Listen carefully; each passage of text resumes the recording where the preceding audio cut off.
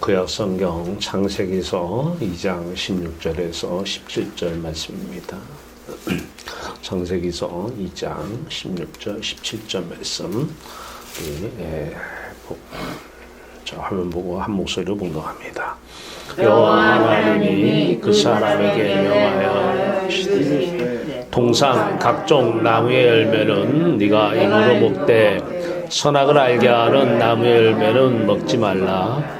네가 먹는 날에는 반드시 죽으리라 하시니라.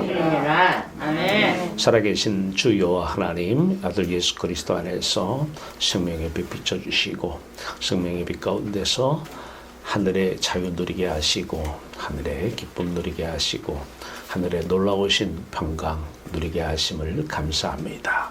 이 시간도 주 안에서 아들 예수 그리스도로 기뻐하는 시간 되게 하시고 아들 예수 그리스도만 바라보는 아름다운 시간 되게 하여 주시옵소서. 말씀의 놀라운 역사를 기대하며 아들 예수 그리스도의 이름으로 감사하며 기도하옵나이다. 아멘. 할렐루야. 여러분들을 사랑하십니다. 오늘 본문 말씀 너무나 잘 아는 내용입니다. 아는 내용인데 우리가 이 내용을 놓치면 한평생 신앙생활을 하는 데 있어서 열심히는 했는데 헛수고가 되고 신앙생활을 다른데로는 참 열심히 한다고 했는데 그 신앙 때문에 내가 지옥에 가는 결과가 일어나기도 합니다. 이 선악을 알게 하는 나무 열매 먹지 말라고 했는데 먹었어요. 먹는 날에는 반드시 죽으리라. 하나님이 떠나신다는 것입니다. 선악을 알게 하는 나무, 선악의 판단, 좋고 나쁨의 판단, 옳고 그름의 판단, 내가 하면 하나님은 떠나신다는 거예요. 하나님이 떠난 사람들은 저것은 옳아, 저것은 아니야, 저것은 맞아, 저것은 나빠, 저것은 마음에 들어, 저건 마음에 안 들어. 이런 사람들 지금 하나님이 떠난 사람들이라는 거예요. 왜냐하면 선악을 알게 하는 나무의 열매를 먹은 결과 그 후손으로 태어나서 우리도 선악의 판단을 우리가 직접 하기 때문입니다. 자, 오늘 이 말씀 알지만 한번 어린아이들의 성경 동화로 내용을 한번 살펴보도록 하겠습니다. 하나님께서는 아담과 하와를 정말 예뻐하셨고 두 사람과 다정하게 이야기를 나누기도 하셨어요.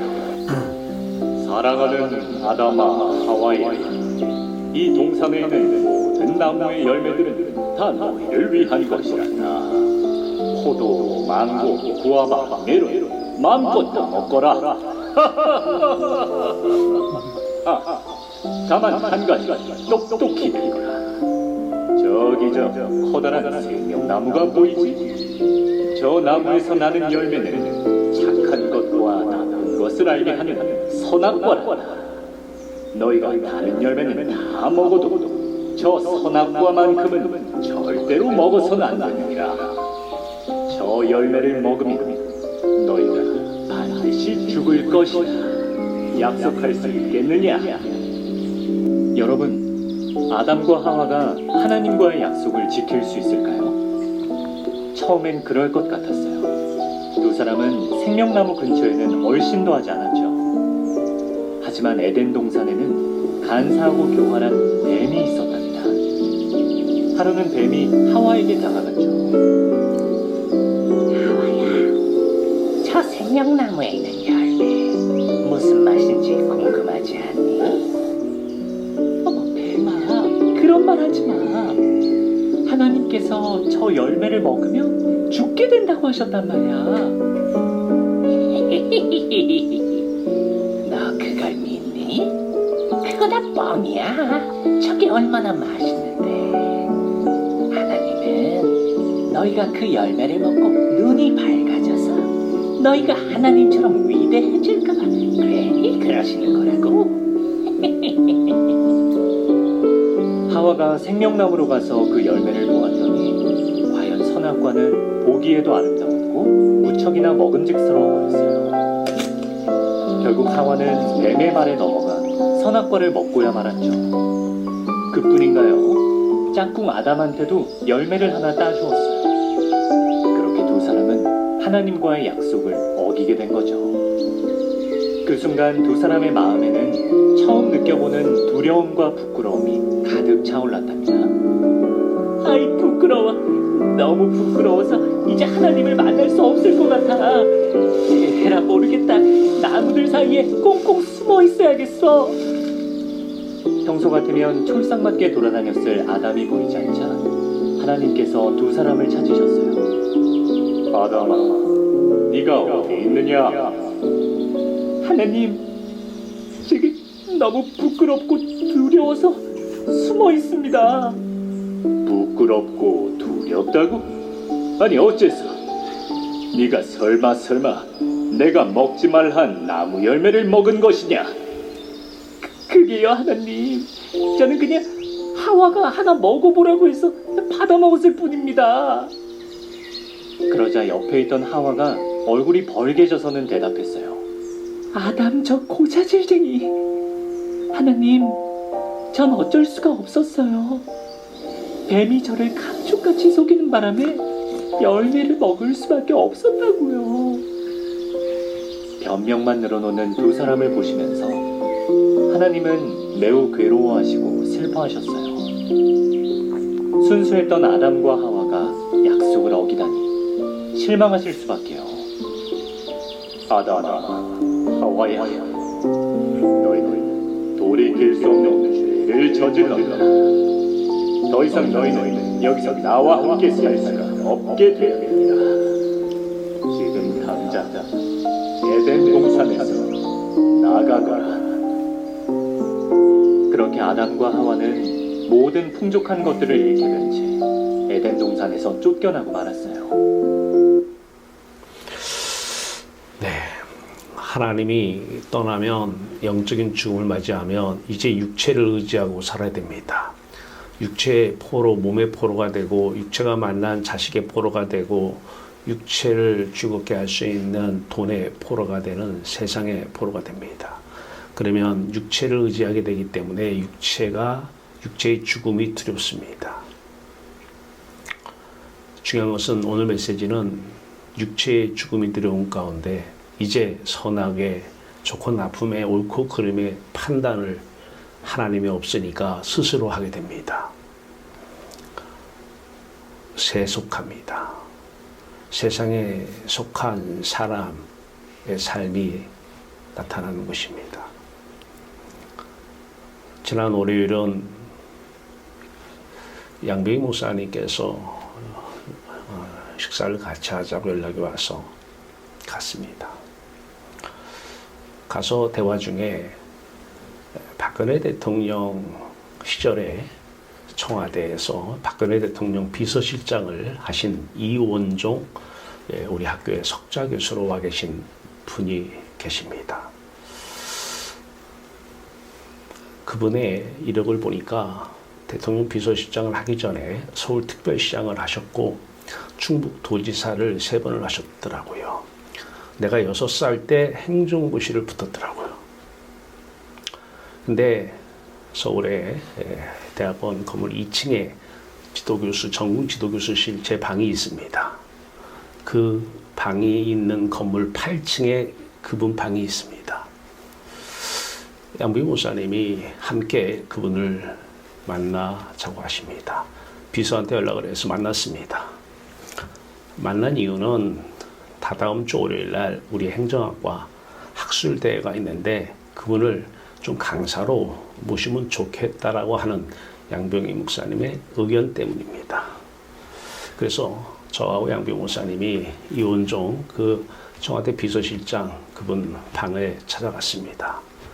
물론 비서를 통해서 사전 약속을 하고요. 가서 인사를 드리고 명함을 드리고 대화를 나누는데 양병희 목사님이 우리 셋이 있는데 제 옆에서 그런 말씀을 하십니다. 이분이 백석총회 45주년 행사의 총괄 준비위원장을 하셨어요. 엄청나게 큰 행사를 많이 치렀습니다.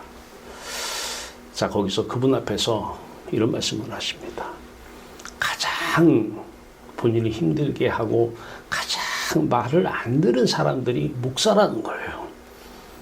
너무너무 목사들 때문에 힘들었다고 이렇게 얘기를. 예.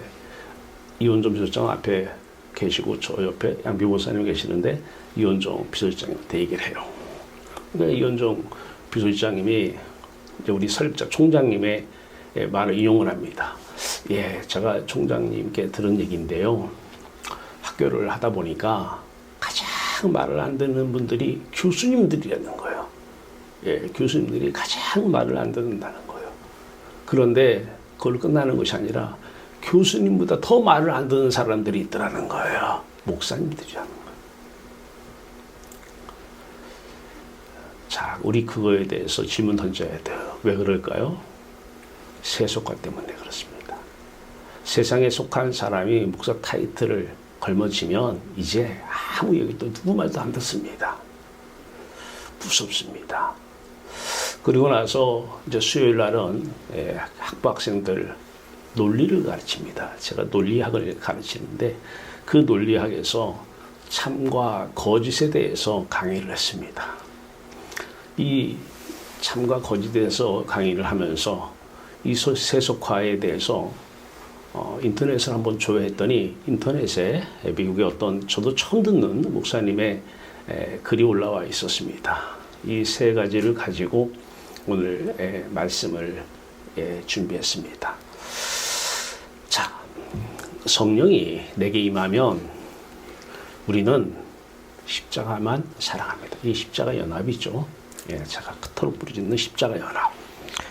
십자가만 사랑해요. 그날 이원종 비서실장님하고 만나 셋이 있는데 대화가 이제 다 끝났어요. 그분이 강의를 수락했습니다. 그래서 27일 월요일에 제가 보시러 오겠습니다. 이렇게 끝났어요. 양비 목사님께서 그러면 점심을 같이 하면 어떻겠냐라고 그분한테 제안을 합니다. 그랬더니 그분이 선약이 있다고 합니다. 대장이 이제 우리 학교대학원 부총장으로 계시는 전에 CBS 사장으로 계시는 이재천 부총장님하고 저희과 또 논문 심사위원이신 국민권익위원회에 계셨다고 오신 김대희 부총장님하고 또 한 분의 교수님하고 점심 선약을 하셨대요. 양병 목사님께서 그러면 그분들하고 같이 먼저 내려가셔서 상의를 하신 다음에 가능하면 저랑 같이 좀 했으면 좋겠습니다. 그랬어요. 그분이 먼저 내려가셔서 그분들에게 얘기하고 나서 6명이서 우리 학교 옆에 이수사라고 하는 일식집에서 점심을 같이 했습니다. 참 다 제가 가장 어리죠. 다 60대, 70대. 이원종 비서실장님은 42년생이더라고요.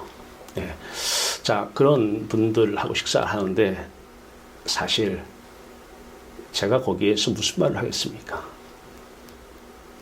십자가만 바라봤습니다.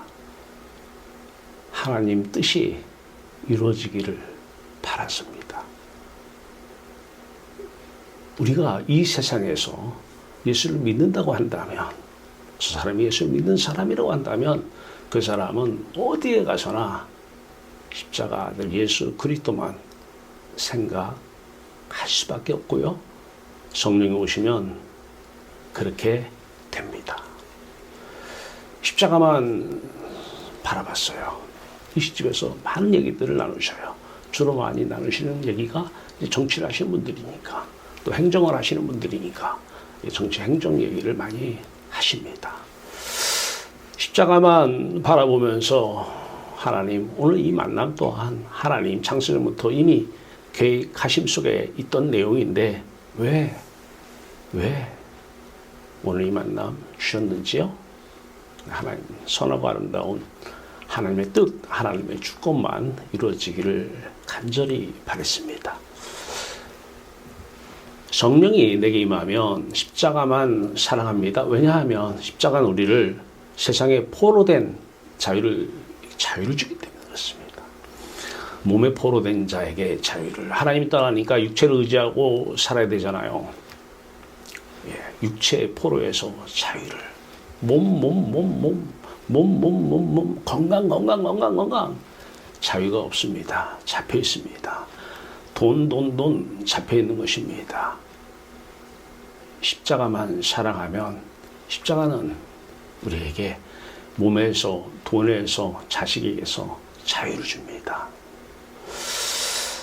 십자가만 사랑하고 하나님만 사랑하고 이웃만 사랑하는 것, 이것이 우리가 예수 진짜 믿는 사람들이 이 땅에 사는 이유입니다. 하나님을 통해서 하나님으로 만족하고 기쁘니까 지금 죽는 것이 가장 행복한 것이고 가장 저 개인적으로는 유익한 일이죠.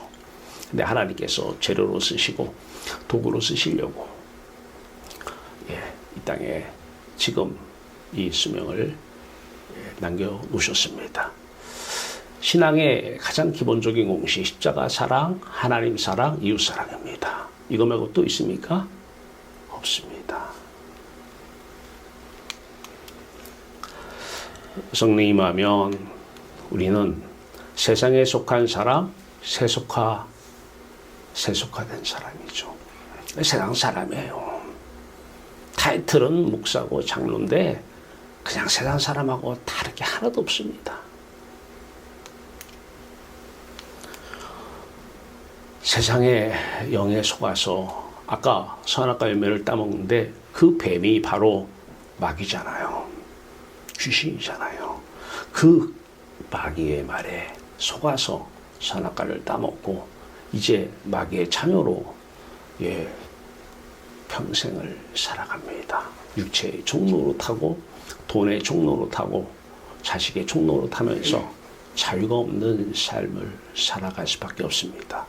그런데 하나님께서 우리를 사랑하사 아들 예수 그리스도를 사랑하고 예수 그리스도 우리를 사랑하사 자식을 아들을 십자가에 내어주셨습니다. 이제 그리고 가셔서 부활승천하셔서 우리에게 아버지의 영, 아들 예수 그리스도 자신의 영을 보내주십니다. 이분이 우리에게 오시면은 이제 우리가 하나님을 우상으로 우상 숭배하듯이 하나님을 숭배하는 삶이 아니라 진정으로 하나님을 사랑하는 사람이 됩니다. 오셔야 됩니다. 오시면 예수 그리스도만 생각합니다. 예수 그리스도 십자가만 사랑합니다. 십자가 연합 사건이 일어납니다. 그 2000년 전의 사건이 우리 안에서 재현됩니다. 예수 그리스도만 사랑하게 되고 우리가 해야 될 일이 뭐냐 하루 종일 예수 그리스도 십자가만 사랑하면 됩니다.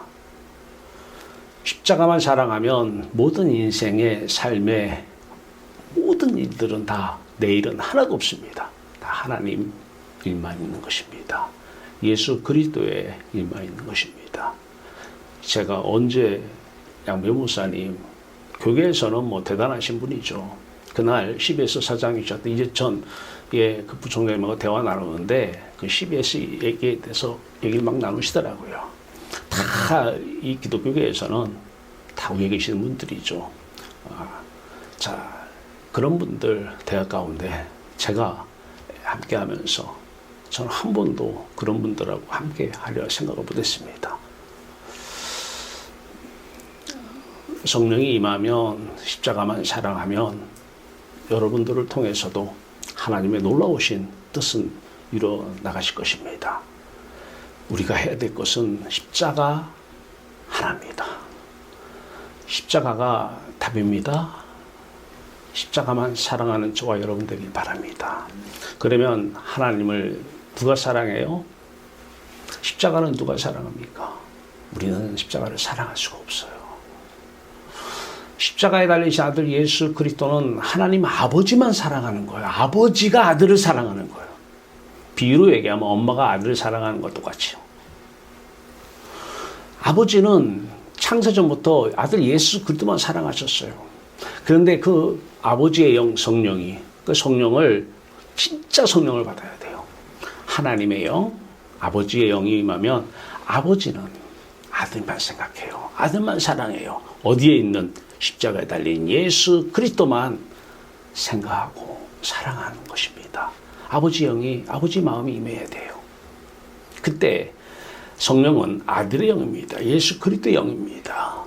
또 아들은 아버지만 사랑해요. 그러니까 아들의 마음은 영이 마음이잖아요.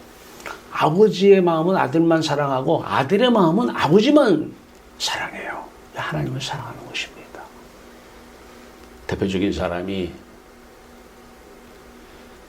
믿음의 조상 아브라함입니다. 자식하고, 백세에 난 자식하고 하나님 둘 중에서 누구를 사랑할 거냐? 아버지만 사랑한다는 거예요. 그래, 한번 몸으로 보여봐라. 자식 한번 죽여봐라. 바쳐봐라. 바쳐요. 됐다. 네가 나를 경외하는 줄을 알겠노라. 하나님 떠날까봐 두려워하는 마음, 그 정도로 아브라함은 하나님을 사랑했어요. 그 고향 땅에서 떠나, 하란 땅에서 떠나 가나안에 머물러, 무덤 하나 자리밖에 없었어요. 자기 것이라고는. 하나님 한 부지면 충분했던 것입니다.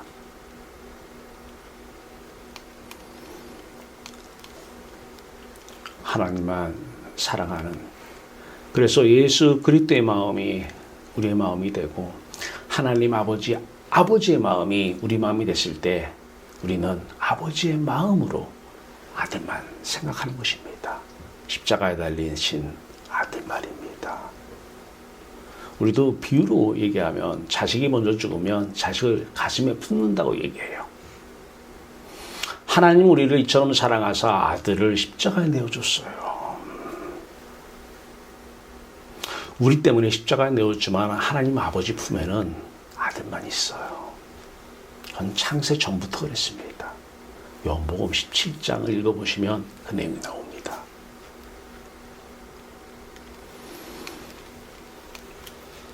자, 오늘 설교 유지입니다. 성령이 로마서 8장 9절, 만일 너희 속에 하나님의 영이 거하면 너희가 육신에 있지 아니하고 영에 있나니, 그리스도의 영이 없으면 그리스도인이 아니라, 그리스도의 사람이 아니라 그래요. 앞에서 하나님의 영, 하나님의 마음, 그리스도의 영, 그리스도의 마음이 성령이라고 얘기합니다.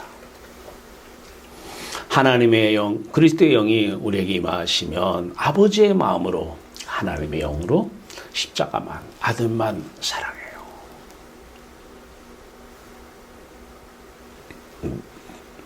엄마들 비유로 자식만 생각하는 건 똑같아요. 네. 자식만 사랑하니까 생각하는 거잖아요. 아들의 마음으로, 그리스도의 영으로 하나님만 생각해요. 하나님만 사랑해요. 아버지의 아들의 마음으로, 하나님의 영, 아들 예수 그리스도의 영으로 이웃만 사랑합니다. 이웃. 자식도 이웃이에요. 사랑해요. 근데 누가 하는 거예요? 아버지의 영, 아들의 영, 성령이 사랑의 주체가 되어야 된다는 것입니다. 우리가 해서는 안 돼요. 우리가 해서는 포로가 되는 거예요. 우리가 누구든 사랑하면 우리는 그 대상의 포로가 될 수밖에 없습니다. 자, 오늘 아버지와 아들의 마음으로, 영으로 이웃만, 세상만 사랑하면 하나님, 아들 예수 그리스도의 선과 악의 판단, 사시판단, 가치 판단이 나타납니다. 이게 오늘의 주제입니다. 자, 사람의 선악 판단, 사람이 저건 옳은 거야, 저건 틀렸어, 저건 맞는 거야, 저 말은 믿을 수가 없어, 저 말은 믿어, 저 사람은 믿어, 저 사람 못 믿겠어, 저건 좋네, 저거 아름답네. 이게 모든 선악 판단입니다. 사람의 선악 판단, 사시 판단과 가치 판단이 나오면 이 결과는 세속합니다. 가장 목사가 말을 가장 안 듣는다는 거예요. 가장 힘들게 한다는 것이죠. 네. 교수보다 더 말을 안 듣는다는 거예요. 세속화되기 때문에 그래요. 물론 그렇지 않은 목사님들도 계시겠죠. 그런데 모르겠습니다. 몇 분이나 계실지는. 위의 것을 생각하고 땅의 것을 생각하지 말라. 땅의 것 생각한다는 것은 벌써 땅의 포로가 됐다는 것입니다. 하나님께서는 성령을 주신 이유를 말씀하십니다. 포로된 자에게 자유를. 땅의 포로, 세상의 포로된 자유에게 자유를. 누가복음 4장 18절 말씀입니다. 자, 이 세 사람이 있습니다. 이 한 여학생이 이제 달을 봅니다. 저 달에 토끼가 살고 있었지. 자, 판단 얘기하려고 그래요. 토끼가 살고 있었지? 사실 판단입니다. 사실 판단. 자, 그러니까 또 달을 봅니다. 두 번째입니다. 달빛이 참 아름답습니다. 아름답네. 가치 판단입니다. 가치 판단. 자, 세 번째. 이제 어떤 남학생이 얘기합니다. 달에 토끼가 살고 있다고? 달에 토끼가 살고 있다고? 그런 거짓말 하지 마로. 그건 거짓말이야. 그런 거짓말하면 못 써. 도덕 판단입니다. 윤리 도덕 판단. 자, 이 사실 판단, 이 가치 판단, 이 도덕 판단 한번 보겠습니다. 물론 여기서 참, 사실, 사실 판단, 사실 인식을 함께 쓰도록 하겠습니다. 사실 판단. 자, 이때 사실이란 무엇이냐? 실제로 발생했던 일, 사건, 현상이나 현재에 있는 일, 사건, 현생을 사실이라고 합니다. 이러한 주어진 대상, 이런 사실의 참과 거짓을 객관적으로 구분하는 판단을 사실 판단이라고 합니다. 자, 관찰을 합니다. 사람 이렇게 유심히 봐요. 관찰이죠. 거미가 발이 4개가 있네? 관찰의 결과입니다. 관찰이나 과학적 탐구, 실험실 같은 경우에 실험을 해봤더니 물과 기름은 섞이지 않네? 예, 실험입니다. 과학적 탐구입니다. 이러한 관찰이나 과학적 탐구 같이 객관적 사실, 객관적 사실이라고 한다면 자기 개인의 생각이나 감정에 치우치지 않고 사건이나 사물을 있는 그대로 보거나, 예, 발생했던 그대로 보거나 생각하는 것을 객관적 사실이라고 합니다. 이러한 객관적 사실에 근거한 판단이 사실 판단입니다. 많은 사람들이 지금 이렇게 하고 있습니다. 다 이렇게 살고 있습니다. 자, 두 번째입니다. 저 달은 아름답네. 가치 판단입니다. 가치라고 하는 것은 인간이 대상과의 관계에 의해 지니게 되는 중요성이라고도 얘기하고요. 사물이 지니고 있는 값이나 쓸모, 효용, 쉽게 이해하면 쓸모 있는 걸 가치라고 그래요. 쓸모 있다. 예, 근데 여러분 아름다운 것과 추한 것이 있으면 얻은 것이 쓸모가 있어요? 예, 아름다운 것이 더 쓸모가 있죠. 예, 경제적 가치로 보면 돈이 많은 사람과 돈이 없는 사람, 어느 사람이 쓸모가 있어요? 가치가 있습니까? 돈이 많은 사람이 쓸모가 있는 거예요. 자, 이렇게 쓸모, 효용, 중요성, 그걸 가치라고 합니다. 자, 그러면 좋고 나쁘다 기준이 뭐냐? 예, 좋다. 쓸모 있는 것이 많으면 좋아요. 쓸모 없는 것이 많으면 별로 안 좋아해요. 이 좋고 나쁨, 이 가치 판단입니다. 쓸모 있는 것, 자, 옳고 그름, 옳다. 예.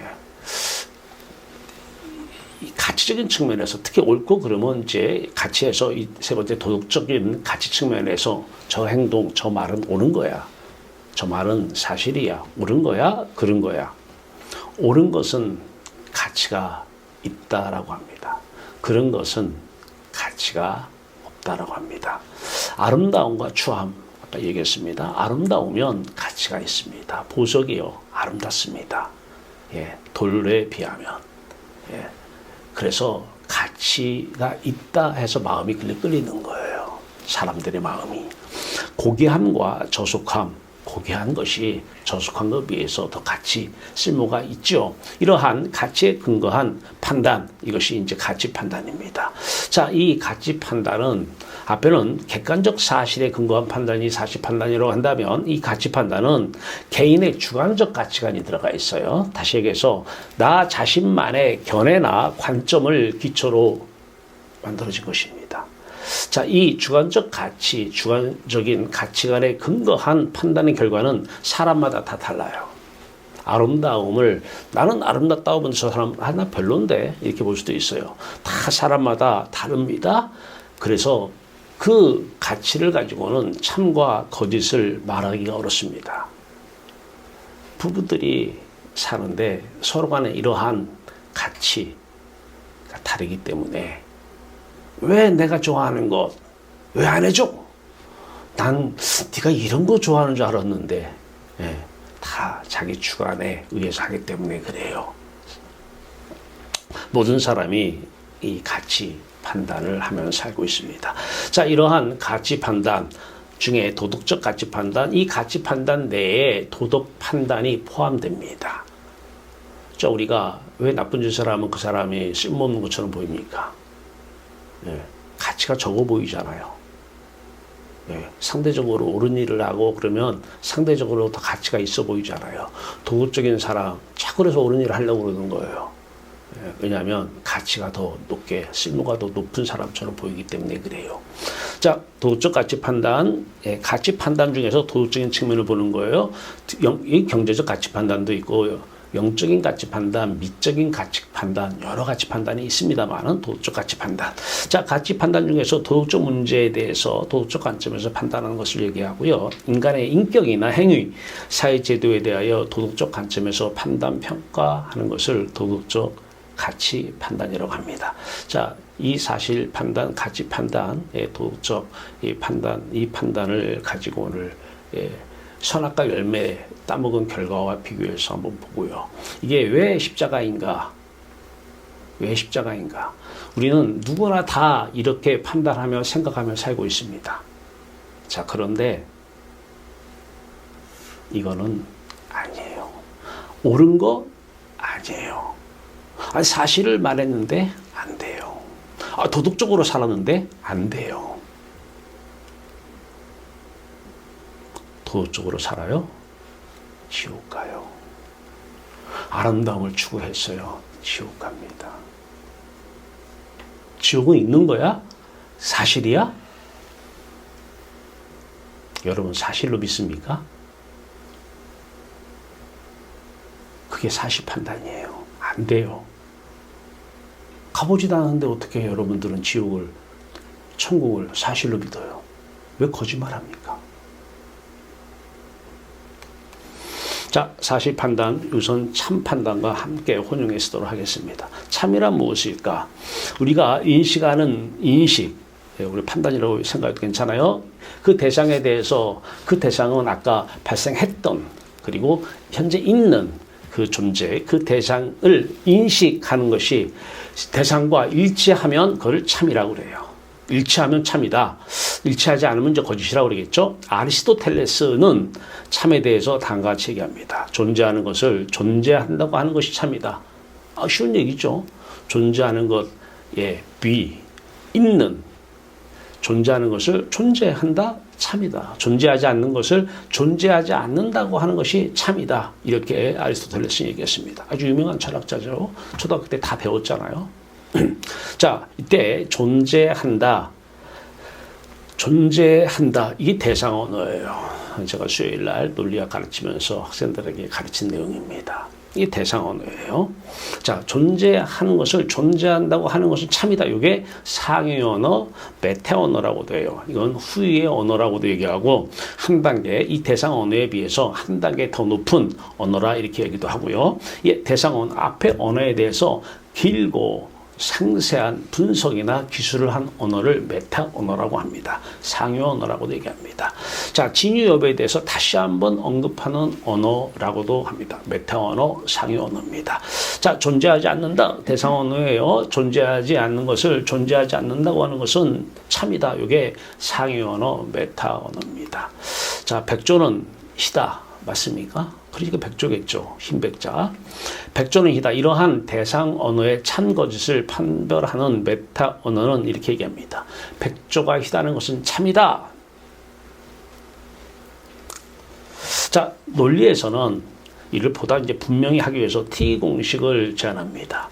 P가 P인 경우 단지 그 경우만 참이다. 논리학에서 이렇게 논리를 가르칩니다. 학생들에게.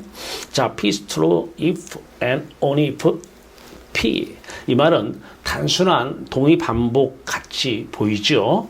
그러나 대상 언어와 상위 메타 언어를 구분하면은 참과 거짓을 밝혀주는 분명한 기준이 되는 것을 얘기합니다. 즉 앞에 P는 대상 언어를 얘기하고 뒤에 P는 상위 언어를 가리키고 있습니다. 메타 언어 말입니다.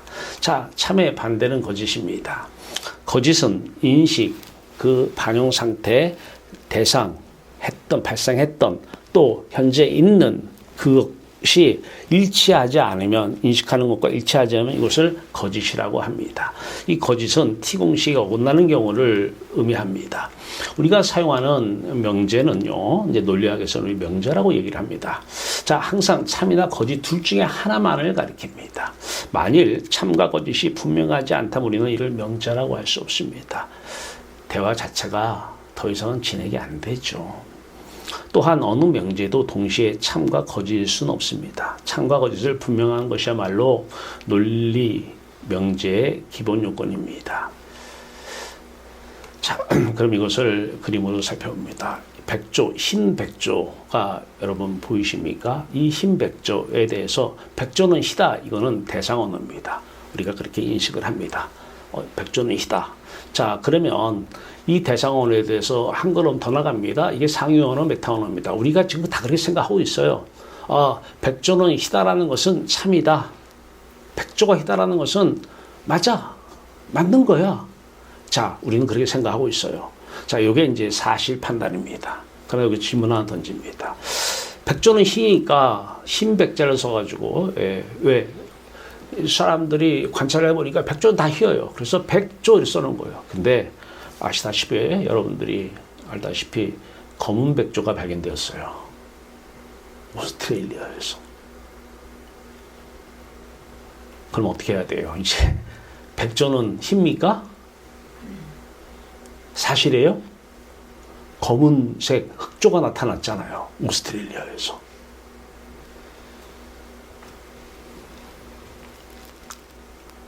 백조는 희다. 베타 언어, 상위 언어, 백조는 희다라는 것은 참이다. 참입니까? 거짓입니까? 자, 우리는 사실을 믿는가 한번 봅시다. 우리 하나님 살아계시면 사실입니까? 사실이에요? 참입니까? 천국이 있는 것은 사실입니까?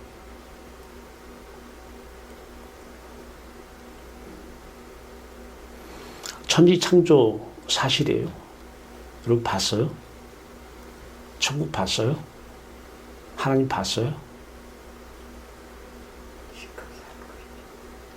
백조를 보지도 않고 백조는 희다. 검은 백조를 봤으면 백조는 희다라고 얘기 못 하겠죠? 하나님께서 인간을 창조했다는 것인데 이게 사실입니까? 팩트예요.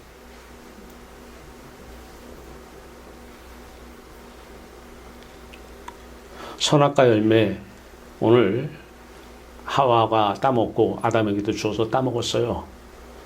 그 따먹은 것은 사실입니까?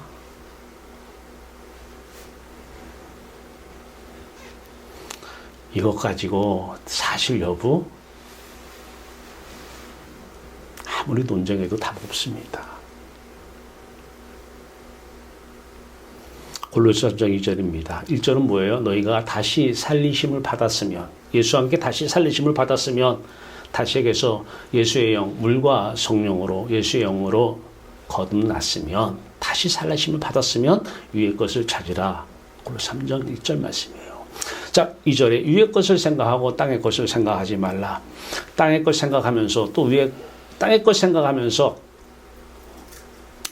하나님 살아계시는 사실인가? 질문 던져보세요.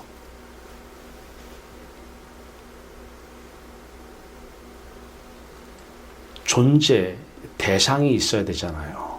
그 존재 대상에 대해서 존재하는 것은 존재한다고 그러면 참이죠. 천국이 존재하면 그 존재하는 것이 존재한다고 한다면, 피가 피라고 한다면 그건 참입니다. 죽어서 가면 아직은 못 봤잖아요. 있는지 모르잖아요. 근데 어떻게 여러분들은 그걸 참이라고 믿습니까? 백조를 한 번도 보지 못하고 검은 백조를 못 봤으니까 백조는 희다, 이것이 참이어 됐잖아요. 천국을 본 적도 없는데 어떻게 그걸 믿습니까? 대단들 하셔요. 대단들 하셔요. 천국은 죽어서만 간다라고 그랬잖아요. 아직은 못 갔잖아요, 그러면. 근데 그것이 실제 존재하고 있는지는 어떻게 알아요? 존재하고 있다는 사실에 대해서 피가 피이면, 존재하는 것을 존재한다고 한다면 이것은 참이다. 대상 언어, 천국은 존재합니다. 존재한다고 하는 것은 참입니다. 옳다, 맞다라는 것입니다. 그러면 대상, 그 존재 봤습니까? 사실 여부는 생각해서는 안 됩니다. 하나님이 살아계신지 사실인지 생각하면 안 돼요. 판단하지 말라. 이 땅의 것을 생각하지 말라. 하나님 살아계신 여러분이 아무리 그거 뭐 증거를 들어서 논리적으로 설명한다고 해도 논리를 조금 아는 사람들은 그 대상에 대해서 그 대상을 인식할 때, 판단할 때, 피가 피인 것은 참이다. 자, 메타 언어로 참인가? 참이다. 여기 아무도 반박을 못 합니다. 천국에 있는 건 사실이에요. 무슨 종교가 있든 없든 다 죽으면 좋은 데 갔다고 그래요. 하늘나라 갔다고 그러고요.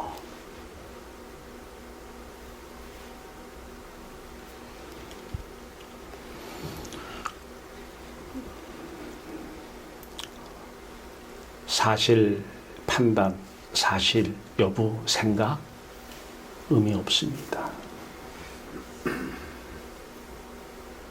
왜 안 믿냐? 나는 믿는데 너는 왜 안 믿냐? 난 믿어지는데. 예, 똑같은 세상 사람입니다. 자주 들었나 보죠. 자주 들으면 그것이 꼭 그런 것처럼 믿겨져요. 자, 우리가 믿는 부활은 사실인가? 복음은 죽음과 부활이잖아요. 이거 복음이라고 하는데 부활은 참인가? 예수 부활 여러분들이 봤습니까? 안 보고 믿으면 그게 믿음이 좋은 거예요? 아니, 대상, 그 투비, 그 존재, 그 했던 것, 그 있는 것, 그것에 대해서 인식을 하는 거 아니에요. 판단하는 거 아니에요. 그 판단하는 이 대상 언어가 이 메타 언어로 참이다, 거짓이다로 나타나는 것이잖아요. 상위 언어로. 근데 보지도 않는데 뭘 지금 믿는 거예요? 고린도전서 15장 12절에서 15절입니다.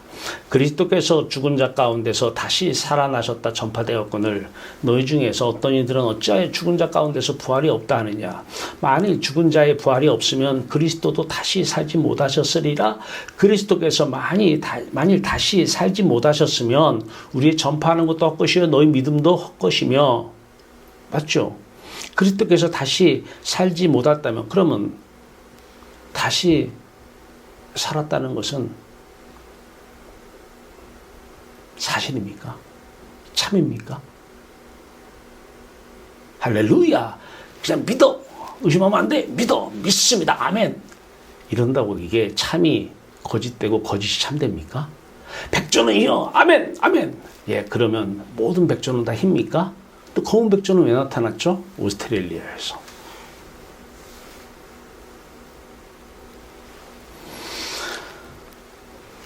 또 우리가 하나님의 거짓 증언으로 발견되리니 우리가 하나님이 그리스도를 다시 살리셨다고 증거하였습니다. 위의 것을 생각하고 땅의 것을 생각하지 말라. 사실 여부를 판단하면 안 됩니다. 진짜인가? 오늘 또 가서 진짜 예수가 부활했나? 사실인가? 참인가? 안 됩니다. 그 자체가 땅의 포로가 된 것입니다. 덮어놓고 믿어. 덮어놓고. 믿음이, 너 믿음도 헛것이 되며 도대체 내가 믿는 게 뭡니까?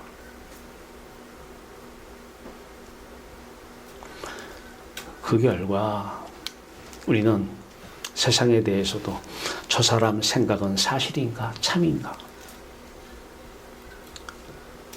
저 사람 말은 사실인가 참인가?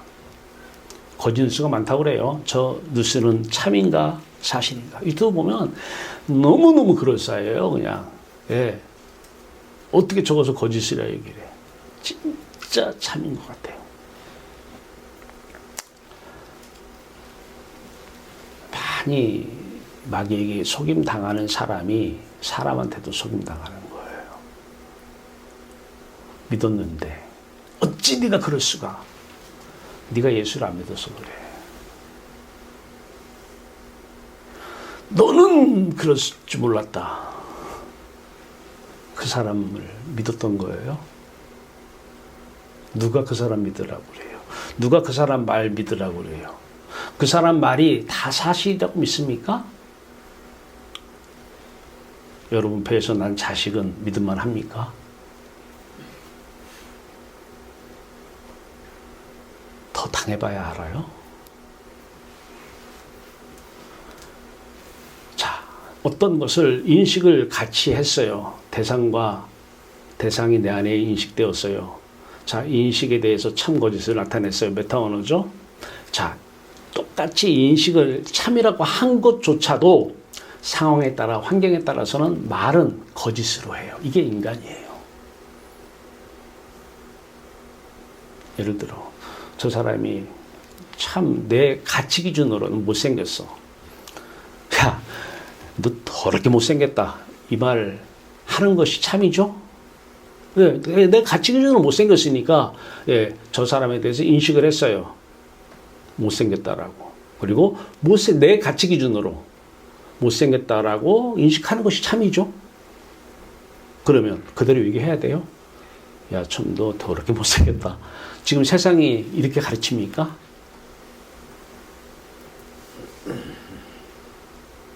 아니면 못생겼다라고 인식해놓고도 아유 예뻐 예뻐 이렇게 합니까?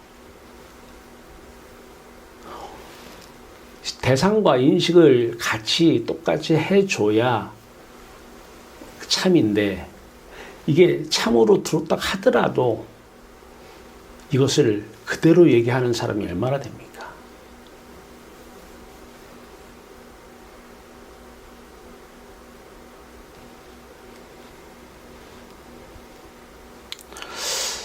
부자, 청년, 예, 저 부자는 하늘나라에 못 들어간다고 그래요. 그러면서도 무릇 사람이 할 수 없는 것을 하나님은 할 수 있느니라. 엄청난 메시지입니다.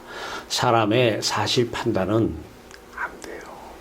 사람의 가치 판단은 X입니다. 사람의 도덕 판단은 X입니다. 하나님이 하나님의 영, 자신의 영, 예수 그리스도의 영, 하나님이 하셔야 됩니다.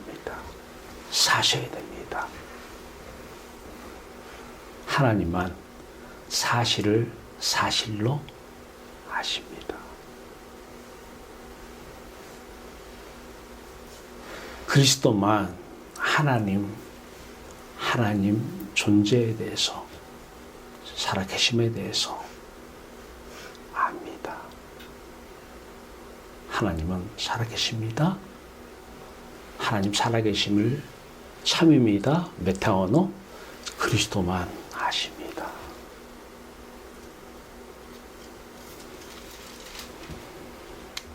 그래서 우리는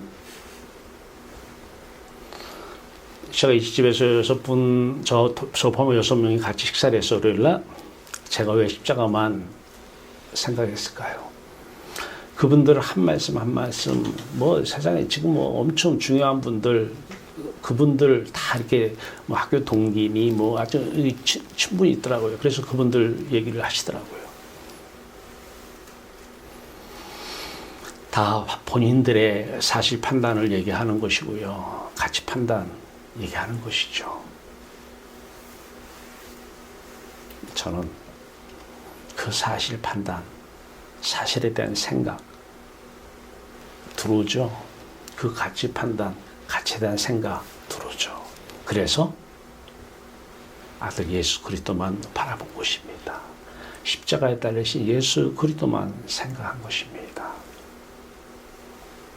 그것이 옳고 그른지는, 그것이 사실인지 아닌지는 하나님만 아시기 때문에 그렇습니다.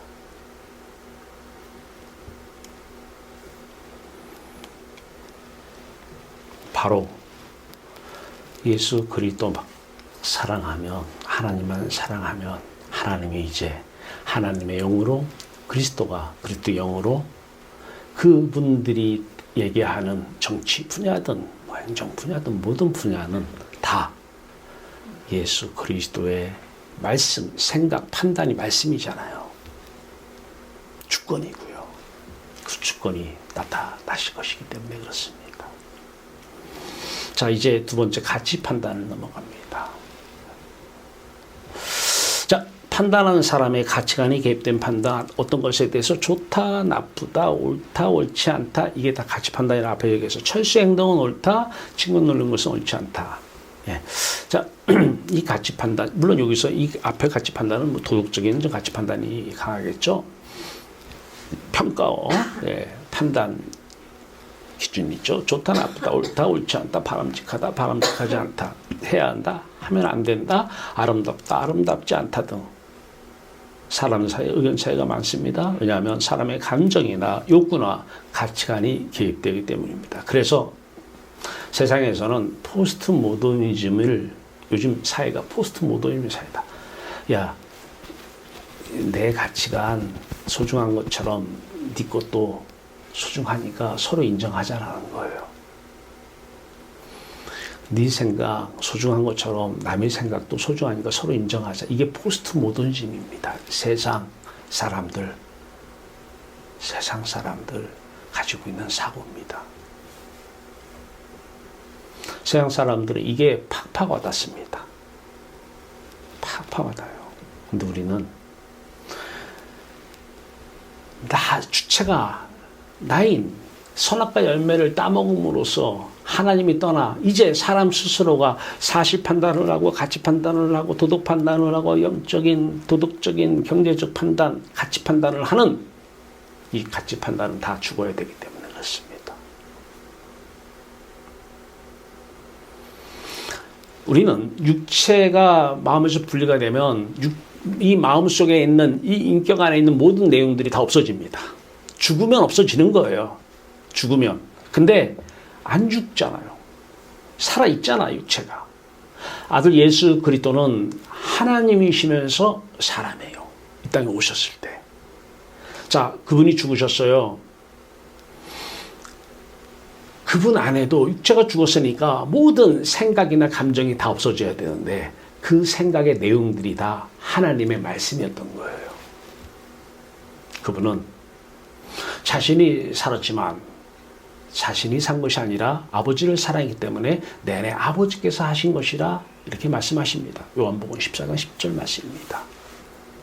자, 그런데 예수님께서 십자가에 죽으시면서 하나님 아버지의 생각, 아버지의 가치 판단, 사실 판단, 도덕 판단이 다 없어진 거예요. 이 없어짐이 예수만 바라보면, 십자가만 생각하면, 십자가만 사랑하면 내가 육체가 살아있는데 여기서 지워지는 거예요. 사랑하면 하나가 되기 때문에 그래요. 육체가 있는 상태에서 뭐 잠깐 내려놓으니, 잠깐 뭐 멍 때리느니 이런 개념이 아닙니다. 성령이 오시면 아버지가 아버지의 마음으로 아들을 보면 아들의 죽음이 내 안에서 그대로 재현되어지는 거예요. 그래서 내 사실 판단이 다 사라지는 것이고, 가치 판단이 다 사라지는 것이고, 윤리 도덕 판단이 다 사라지는 거예요. 도덕적으로 사는 게 아니에요. 내가 생각하는 그 아름다움을 추구하면서 사는 것이 아닙니다. 내가 사는 것이 아니라 나는 예수와 함께 십자가에 못 박혔나니 이제는 내가 사는 것이 아니라 내 안에 누가 산다고요? 그리스도가. 내 안에 누가 산다고요? 그리스도가 바라보는 그리스도의 아버지 하나님께서 사시는 것입니다. 근데 중요한 것은 그 삼위가 일체가 되는데 그 안에 내가 있기 때문에 사위일체가 사시는 것입니다.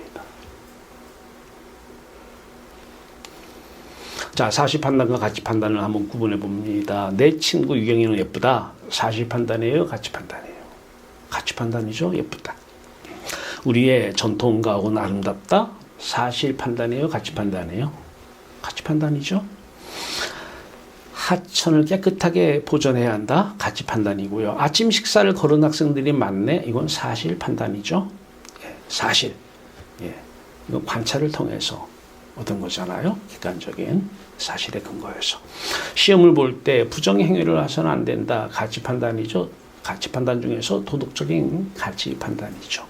학교 숙제는 스스로 해결하는 것이 옳다. 사실 판단이죠. 아니 맞다. 가치 판단이죠. 옳고 그름. 특히 도덕적인 관점에서요. 자, 그 다음에 물론 도덕적인 관점이 아니더라도 그렇게 하는 것이 옳다. 이것은 쓸모가 더 있는 것이죠. 가치가 더 있는 것이죠. 자, 담배를 피우면 폐암에 걸릴 확률이 높다. 이거는 사실 판단이죠. 다른 사람의 일기장을 몰래 봐서는 안 된다. 이건 가치 판단입니다. 학교 내 집단 따돌림이 크게 증가하고 있다. 사실 판단이죠. 예, 관찰을 통해 얻었습니다. 이 절에 있는 불상은 500년이 된 것 같다. 사실 판단입니다. 이렇게 우리는 다 사실 판단 내용이나 가치 판단의 내용을 일상 삶 속에서 이렇게 살고 있습니다. 가치 판단의 종류를 조금 더 볼게요. 그녀는 매우 아름답다. 이건 미적 가치 판단입니다.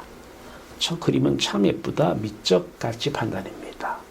저 건물이 이렇게 예뻐. 미적 가치 판단입니다. 자, 사행성 게임은 교육상 좋지 않다. 교육적 가치 판단이죠. 값싸고 질 좋은 제품을 사는 것이 좋다. 경제적 가치 판단입니다. 자, 다른 사람에게 피해를 주는 것은 옳지 않다. 도덕적 가치 판단이고요. 장수하려면 긍정적인 생각을 하는 것이 좋다. 건강에 대한 가치 판단입니다. 자, 이 중에서 도덕적 가치 판단만 좀 보겠습니다. 우리나라에 사는 매우 아름답다. 도덕적 가치 판단이 아닙니다. 미적 가치 판단입니다. 재화 활용품은 분리해서 배출해야 한다. 도덕적 가치 판단입니다. 노약자에게는 자리를 양보해야 한다. 도덕적 가치 판단입니다. 가치 판단 중에서 도덕적 가치 판단. 자, 다른 사람에게 폭력을 사용하는 것이 나쁘다. 도덕적 가치 판단입니다. 책 읽는 습관을 어릴 때부터 길러줘야 한다. 예, 이것은 도덕적 가치 판단은 아닙니다. 자, 어려운 처지에 있는 사람들을 도와줘야 한다. 도덕적 가치 판단이고요. 기름값을 절약하기 위해 대중교통을 이용해야 한다. 이것은 경제적 가치 판단이죠. 자, 똑같습니다. 아름다운 사람을 보면 그 아름답다라는 인식을 하게 됩니다. 판단을 합니다. 이게 가치 판단이고요. 자, 이 아름답다라고 하는 인식을 하면 이것이 아름다워, 내가 인식하는 이것은 아름다워, 이 메타어입니다. 예, 인식하는 대상에 대해서 저것은 이렇다라고 앞에 아까 내용들 있죠. 내용들이 먼저 들어와요. 대상 언어입니다. 이 내용도 들어온 거에 대해서 아름답다라고 하는 것은 이제 가치 판단이 됩니다. 메타 언어, 상위 언어죠. 한 방에 더 깊이 들어가서 이 대상 언어를 서술하는 거죠. 사람들이 지금 다 속으로 그렇게 생각들 하고 살아요, 지금.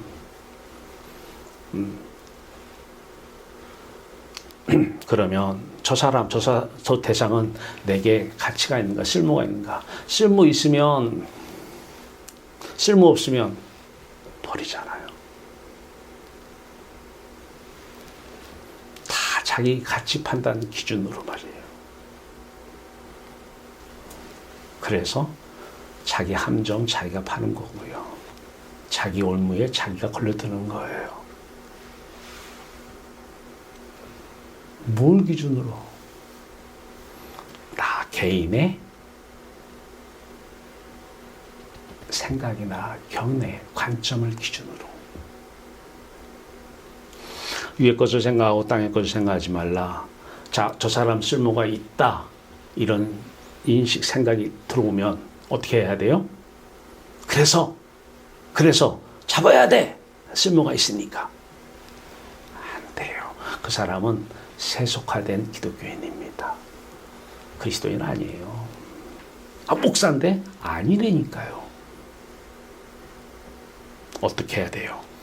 쓸모가 있든 없든 그 인식은 예수, 십자가 예수 사랑하면 그 예수가 내 안에 와서 자신의 죽음을 재현하면 없어지는 거예요. 나는 쓸모가 있는데 너는 왜 쓸모가 없다고 하니? 나는 저 사람이 쓸모가 있다는데 왜 당신은 쓸모가 없다라고 해?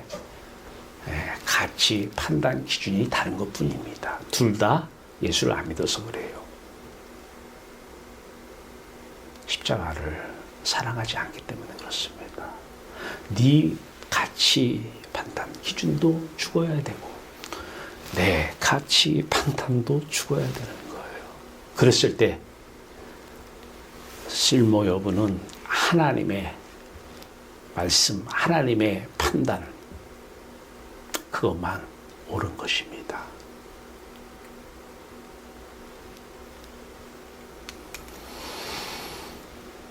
우리는 많은 사람들이 예수 그리스도를 믿고 따라간다고 그래요. 꼭 복음서에 보면 예수님이 앞에 가고 제자들이 뒤따라가니까 이거를 따름이라고 그래요. No.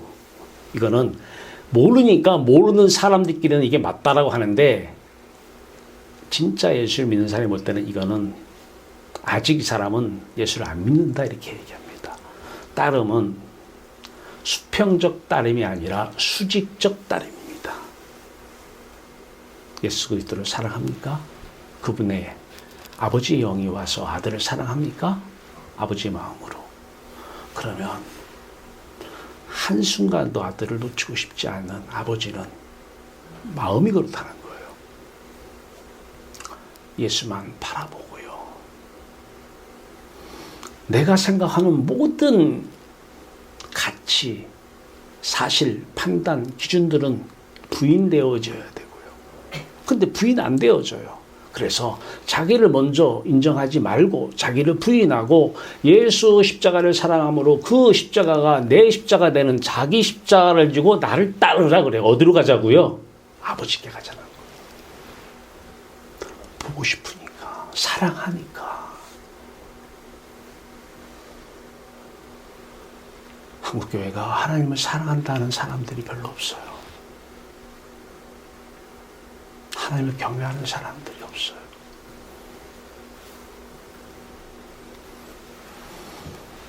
사랑하니까 그 대상을 비유 얘기할게요. 여러분은 누구를 믿고 따라가? 사랑하지 않는 사람도 믿고 따라갈 수가 있어요? 어떤 남자가 나 따라와. 망설여요? 사랑하는 사람 따라가서도 나중에 네가 그럴 수가 어찌 그럴 수가 이런 세상인데 사랑하지 않는 사람을 따라갑니까? 아니요. 중요한 것은 세상은 그렇다 치더라도 하늘로 말이에요. 아버지께로. 하늘에 계신 우리 아버지께 가자는 거예요. 누가? 아들 예수 그리스도가. 이게 따름이에요. 수평적 따름은 빨리 와닿고 복음서를 근거로 하면 꼭 맞는 것 같은데 이분은 아직 하늘에 계신 우리 아버지는 사랑 안 하는 사람이요. 세속화된 기독교인입니다. 아직 예수 안 믿는 사람이에요. 따름은 수직적 따름입니다. 믿고 따라 올라가자는 거예요. 예수 십자가, 내 십자가, 이 자기 십자가를 치고 따라 올라가자는 거예요. 그때 예수 부활, 내 부활이 돼서 예수 부활이 뭐예요? 떠난 아버지를 만나는 게 부활이잖아요. 선악과 열매를 따먹어서 아버지가 떠났는데 그 떠난 아버지를 다시 만나는 게 거듭남이고 다시 살리심 받은 거고 하나님 아버지를 만나는 거예요. 그 아버지를 만나기 위해서 아들 예수 그리스도는 이 땅에 죽으신 거예요. 세속화 국어사전을 보니까 세상의 일반적인 풍속을 따름 또는 거기에 물들어가 그러니까 세상 사람들이 풍속에 따라 살아요. 자기 가치 판단, 사실 판단, 도덕 판단 기준을 가지고 세상 기준으로 사는 것이죠. 세상 사람들의 사실 판단, 가치 판단 기준으로 사는 것이고요. 오늘 골로새서 3장 2절 말씀으로 하면은요. 위의 것을 생각하지 않고 땅의 것을 생각 판단하며 사는 삶을 사는 것이죠. 세상 사람이죠. 땅의 포로, 자식의 포로, 돈의 포로, 건강, 몸의 포로 되어서 사는 사람들이죠. 세상 포로가 되어 사는 사람, 세속화된 사람입니다. 교회 다닌다고요? 기독교인? 본인이 기독교인이라고 하면 할 말 없습니다. 세속화된 기독교인은 예수 안 믿는 사람입니다. 미 뉴욕 인터넷에서 캡처해온 것입니다. 미 뉴욕 레지렉션 교회 여러분도 가서 한번 찾아보세요. 인터넷에서 제가 그대로 인용해온 거니까요. 교회 담임 목사인 조셉 마테라 목사의 말입니다. 그는 미국 보수교의 대표적인 인물로 최근 세속화된 기독교의 10가지 징후라는 칼럼을 통해 다음과 같이 주장했습니다. 조셉 마테라 목사는 이 칼럼에서 1981년도부터 목회 사역을 해왔고 수천 명의 기독교인들의 삶을 지켜볼 수 있었다고 먼저 말하면서 교회 안에서 자신이 기독교인이라고 말하는 이들이 많지만 그러면서도 이들 중 상당수가 세속적인 가치 판단 체계를 지지하고 있다는 결론에 도달했다면서 다음과 같이 세속화된 우리가 얘기하면 땅의 포로가 된 기독교인들의 특징 10가지를 소개했습니다.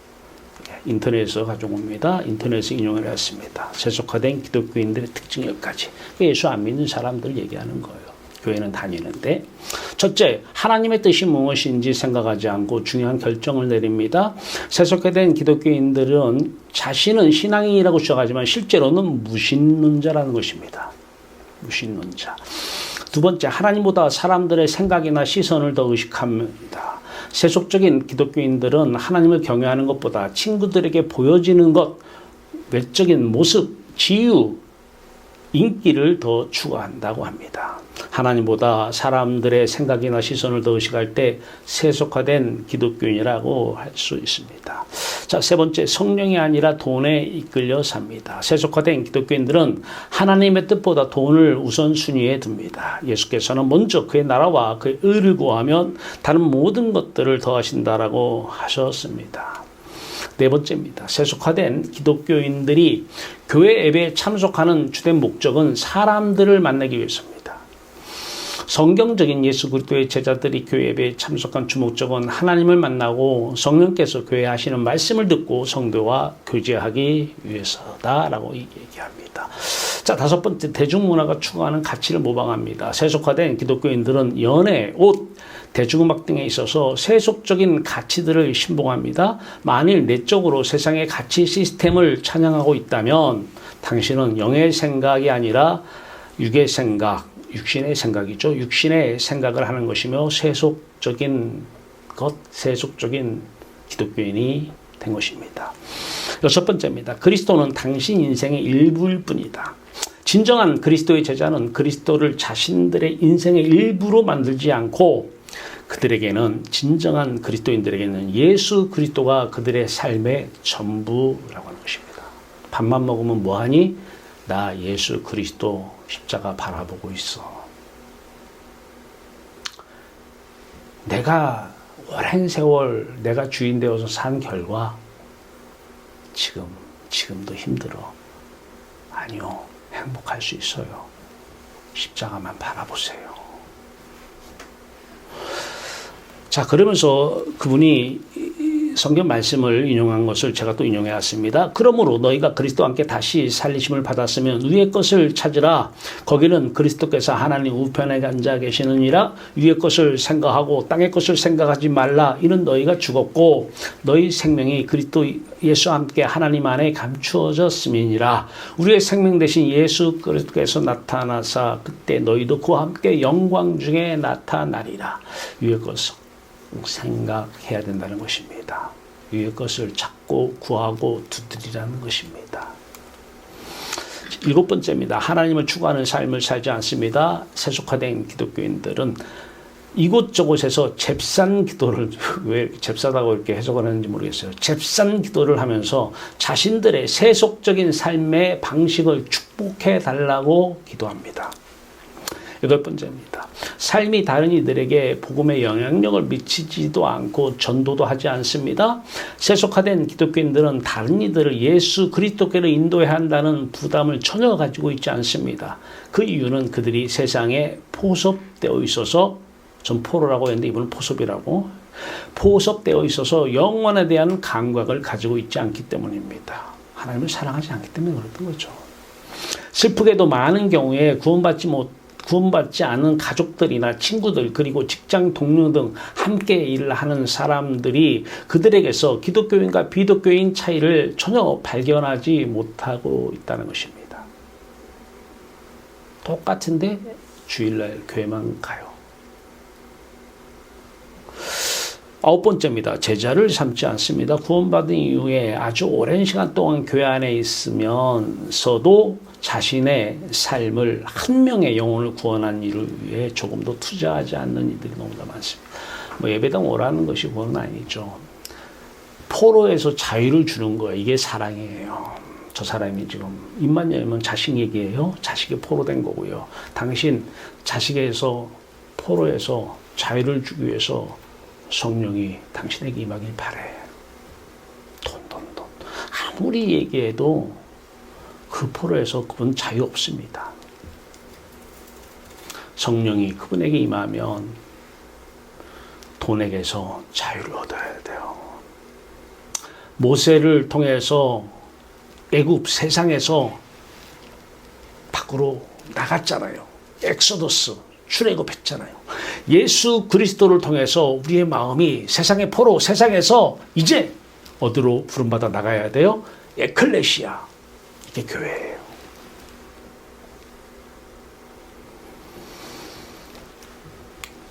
열 번째입니다. 재정, 돈에 있어서 성경적 청지기 정신을 가지고 있지 않다. 교회 안에 있는 많은 세속적 기독교인들이 자신들의 돈이 하나님께 속한 것이라고 믿지 않습니다. 이들은 자신이 자신들의 생명이나 돈이나 부에 대한 주인이라고 생각합니다. 돈 누구 거? 내 거. 하나님은 돈을 지켜주시는 자죠. 세속적 기독교인들이요, 예수 안 믿는 사람들입니다. 설령 11조를 한다 하더라도 하나님께서는 소유의 10%가 아니라 그들의 소유의 100%의 주인이라는 것을 이해해야 한다. 돈은 자신이 원하는 대로 자신의 마음대로 사용한다면 성경적 청지기가 아니다. 그것은 진정한 기독교인의 모습이 아니라 세속화된 기독교인의 모습이다. 양비 목사님이 진짜 목사들 말 안 듣는다고, 설조 총장님께서 교수보다 더 말을 안 듣는 것이 목사라. 세속화되었기 때문에 그렇습니다. 추천은 뉴욕 레지렉션 교회 조셉 마테라 목사의 얘기입니다. 자, 왜 또 지금도 십자가인가? 우리는 이 십자가만 바라봐야 돼요. 그러면 여기서 여러분들 천국 있다는 사실, 그것은 사실이야. 아니요, 사실로 안 믿어도 그 대상 존재를 보는 순간 그것은 여러분들 안에 사실로 인식되어집니다. 인천국이 있느니 없느니 하나님이 계시니 아무리 얘기해 보세요. 그것 가지고 사실 여부는 판단되지 않습니다. 그렇게 생각하는 모든 사람들이 그들에게 성령이 임해서 예수와 함께 십자가에 못 박혀 죽어야 됩니다. 그러면 주 예수를 바라보고 하나님을 바라보고 하나님에 대해서 눈을 뜨고 예수 그때 눈을 뜨면 그 존재의 사실, 천국 존재 사실, 하나님 살아계심 사실, 인간 창조 사실, 그 사실들에 대해서는 여러분 그분이 알려주십니다. 그분이 보여주십니다. 눈을 뜨십시오. 눈 감고 믿지 마십시오. 그게 믿음이라고요? 누가요? 세속화된 기독교인이 목사가 그렇게 얘기했을 것입니다. 우리는 세상에 대해서 눈을 감고 하나님에 대해서 눈을 뜬 사람들입니다. 눈을 떠야 돼요. 하나님은 이런 분이야. 대상 언어가 들어옵니까? 그러면 하나님 살아계시면 사실이야. 아름다운 하나님, 이 사실 판단, 가치 판단, 이 메타언어는 하늘의 메타 언어만 참된 언어예요. 이것을 우리는 하나님 말씀이라고 합니다.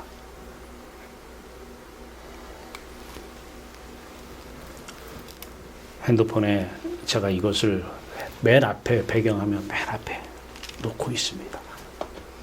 저도 순간적으로 세상에 포로될 때가 있기 때문에 그렇습니다. 그때 이걸 보면서 내가 포로되어 있구나. 주의 성령 임하소서 포로된 저를 자유케 하여 주시옵소서. 포로된 상태에서 하나님을 찾아요? 우상이죠? 하나님을 숭배해요? 우상 숭배입니다. 분명한 사실은 하나님 눈으로만 확인된 게 분명한 사실입니다. 저 사람 믿지 마. 아니요. 저 사람 믿어. 아니요. 믿지도 말고 믿지 말지도 마. 믿지 않으려고도 하지 마십시오. 저 사람 믿을만 해. 아직도 덜 당했군요. 누구도 믿지 마십시오. 어떠한 사실도 사실이라고 믿지 마십시오. 어떠한 가치도 사람의 가치는 변합니다. 믿지 마십시오. 그 메테오너 죽어야 됩니다. 사라져야 됩니다. 하나님의 눈, 하나님의 메타언어, 하나님의 대상언어 존재에 대한 사실 여부에 대한 사실 판단, 가치 판단만 참입니다.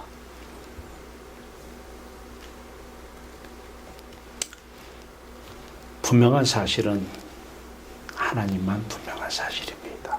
최고의 가치는 아들 예수 그리스도 십자가 하나님 아버지만 최고의 가치입니다. 보합니다. 하나님에 대해서 눈을 뜨면 세상 사실, 세상 가치, 판단, 인식에 대해서 하나님은 분명한 사실, 도구적 가치로 그것을 가지고 오셔서 쓰십니다. 재료로 쓰시려고 가지고 오실 것입니다. 그것의 가치로 기뻐하라고 가져오는 것이 아니라 최고의 가치, 예수 그리스도 하나님만 최고의 가치, 내 행복의 이유로 누리고 모든 세상 것은 하나님이 쓰시는 재료로 여러분 몸까지도 쓰시려고 이 땅에 남겨두시고 가져온 것입니다. 누구를 믿습니까? 아직도 덜 당했습니까? 또 누구를 안 믿습니까? 불편하지 않으세요? 하나님은 살아계시는 사실입니까? 천국의 존재는 사실입니까? 오늘 이 시간 주의 성령이 여러분에게 임해서 아버지의 마음으로 아들만 생각하는, 십자가에 달린 아들만 생각하는 진짜 하늘의 복된 성도 되시기를 주님의 이름으로 축원합니다. 기도합시다. 우리 하나님, 하나님만 사실입니다. 하나님의 생각, 말씀만 사실입니다. 하나님의 사실 판단, 생각, 말씀만 사실입니다. 하나님, 우리의 사실 판단, 우리의 가치 판단, 우리의 도덕 판단은 예수 십자가 죽음과 함께 사라져 버렸습니다.